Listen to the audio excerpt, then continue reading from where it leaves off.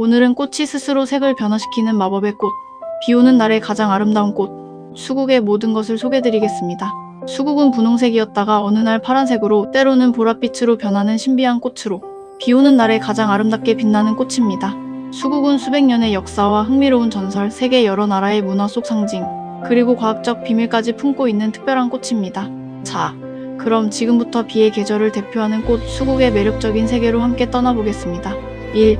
수국은 어떤 꽃일까요? 수국의 학명은 하이드레인지아 매크로필라입니다. 수국은 식물학적으로 범의 귀를 닮았다는 데서 유래한 범의 귀과에 속하는 낙엽성 관목입니다. 원산지는 한국, 일본, 중국을 포함한 동아시아 지역으로 알려져 있습니다. 우리나라에서는 줄여서 수국이라고 표기하지만 식물 이름으로서의 정식 한자어는 수구아입니다.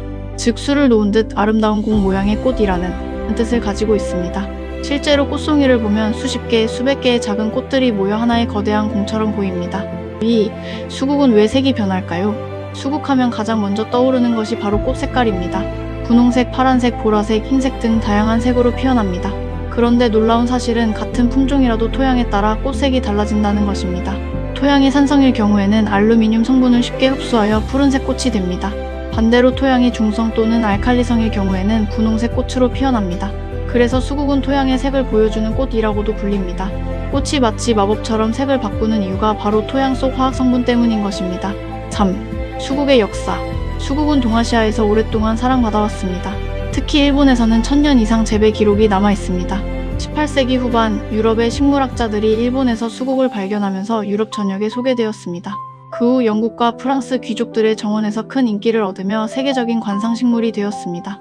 특히 프랑스의 루이 16세 왕비인 마리 앙투아네트가 수국을 무척 좋아해서 그녀의 베르사유 정원에도 수국이 가득했다고 해요. 4. 수국 이름에 숨겨진 이야기. 수국의 영어 이름인 하이드레인지아는 그리스어에서 유래했습니다. 하이도어는 물, 앵고스는 항아리라는 뜻입니다. 즉, 물을 담는 항아리 또는 물을 좋아하는 식물이라는 의미입니다. 실제로 수국은 물을 매우 좋아합니다. 물을 충분히 공급받지 못하면 금방 축 처지기 때문에 여름철에는 꾸준한 물 관리가 필요합니다. 5. 수국의 꽃말. 수국의 꽃말은 나라별로 조금 다릅니다. 대표적인 꽃말은 진심, 감사, 변덕, 냉정, 이해, 화합 등입니다. 왜 이렇게 상반된 의미가 있을까요? 이는 수국이 색을 자주 바꾸기 때문입니다. 그래서 옛 유럽에서는 변덕스러운 사랑이라는 의미로 사용되기도 했습니다. 반면에 현대에는 감사합니다 라는 의미로 더 많이 사용됩니다. 일본에서는 부모님께 감사의 마음을 전할 때 수국을 선물하는 문화도 있습니다. 6. 일본 황실과 수국. 일본에서는 수국을 아지사이라고 부르며 황실 정원과 사찰에 널리 식재되었습니다. 또한 일본에서는 수국을 비의 꽃이라고 부릅니다. 장마철이 되면 전국 곳곳에서 수국 축제가 열립니다. 특히 일본의 사찰들은 수국으로 유명합니다. 비가 내리는 날 고즈넉한 절과 수국이 만들어내는 풍경은 일본을 대표하는 여름 풍경 가운데 하나입니다. 7. 수국과 불교 문화.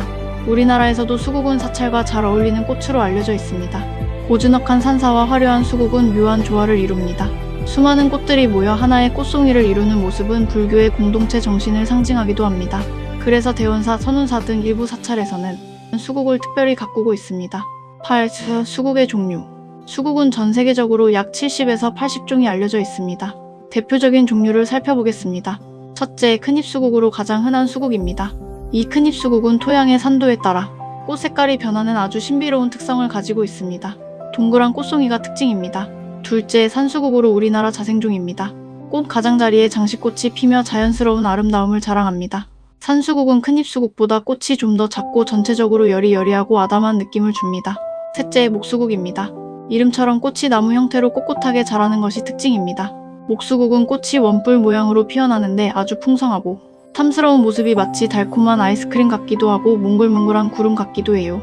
특히 라임색에서 흰색으로 또는 시간이 지나면서 은은한 핑크색으로 변하는 품종도 있습니다.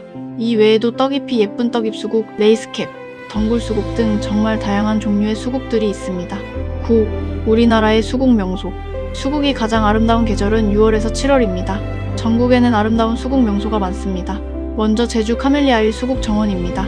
제주도의 푸른 바다와 함께 수천 그루의 수국이 장관을 이룹니다. 넓은 정원을 빼곡히 채우고 있어서 정말 환상적이고 동화 같은 풍경을 자랑합니다. 다음으로 전남의 남포레스트 수목원입니다. 전국 최대 규모 수국 정원 가운데 하나입니다. 다음 경남 거제도 매미성 근처 수국길입니다. 독특한 성벽과 에메랄드빛 푸른 바다, 그리고 싱그러운 수국이 어우러져 이국적이고 몽환적인 분위기를 자아낸답니다. 다음으로 부산 태종대입니다. 태종대에도 거대한 수국 군락지가 있는데 시원한 바다를 배경으로 피어난 수국들이 정말 황홀하고 아름답습니다. 다음 경기도 가평 아침고요 수목원입니다. 서울 근교 최고의 수국 명소로 계절마다 아름다운 수국을 감상할 수 있습니다. 이외에도 노원의 초안산 수국동산, 경남 남해의 섬이정원, 전남 신안 도초도 수국공원, 보성 윤재림 등 전국에 숨겨진 수국 명소들이 정말 많고 다양합니다. 10. 수국이 사랑받는 이유. 수국은 장미처럼 화려하지도 않고 난초처럼 고급스럽지도 않습니다. 하지만 수국만이 가진 특별한 매력이 있습니다. 수백 개의 꽃이 모여 하나의 꽃이 되는 모습, 비 오는 날 더욱 아름다워지는 모습, 그리고 토양에 따라 색이 변하는 신비로운 꽃입니다. 그래서 수국은 조화와 화합의 꽃이라고 불리기도 합니다. 오늘은 비의 계절을 대표하는 꽃 수국에 대해 알아보았습니다. 작은 꽃들이 모여 거대한 아름다움을 만드는 수국, 어쩌면 우리 인생도 수국과 닮아 있는지 모릅니다. 인생도 작은 노력과 작은 인연들이 모여 아름다운 삶을 만들어가기 때문입니다. 지금까지 채널 꽃과 나무였습니다. 구독과 좋아요 부탁드립니다. 시청해주셔서 감사합니다.